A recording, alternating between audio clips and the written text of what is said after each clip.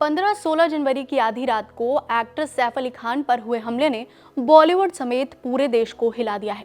सवाल खड़े कर दिए हैं कि देश के इतने बड़े अभिनेता के घर इतनी आसानी से कोई अनजान आदमी घुस के इतनी बड़ी घटना को अंजाम कैसे दे सकता है।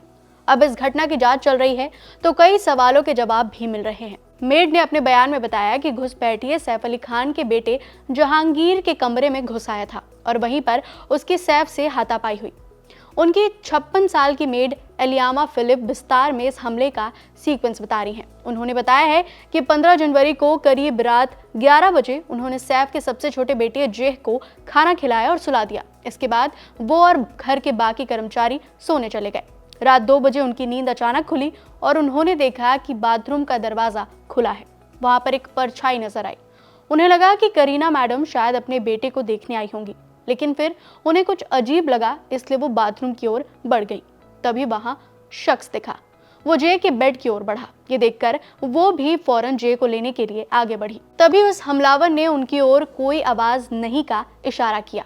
उस वक्त जे की नैनी जुनू भी जाग चुकी थी। उस हमलावर ने उसे भी आवाज ना करने की धमकी दी।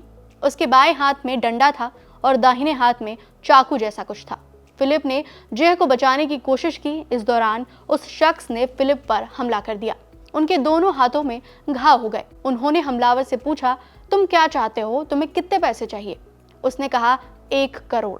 तभी सैफ कमरे में पहुंच गए। उन्होंने हमलावर से पूछा, तुम कौन हो, तुम्हें क्या चाहिए? इसी दौरान उस व्यक्ति और सैफ के बीच हाथापाई शुरू हो गई और उसने सैफ पर चाकू से वार कर दिया। तब तक करीना भी आ चुकी थी। इसके बाद सभी जैसे तैसे कमरे से बाहर आए और दरवाजा बंद कर दिया। तब तक घर के बाकी कर्मचारी भी जाग चुके थे। बाद में जब सबने उस कमरे में जाकर देखा तो हमलावर वहां नहीं था।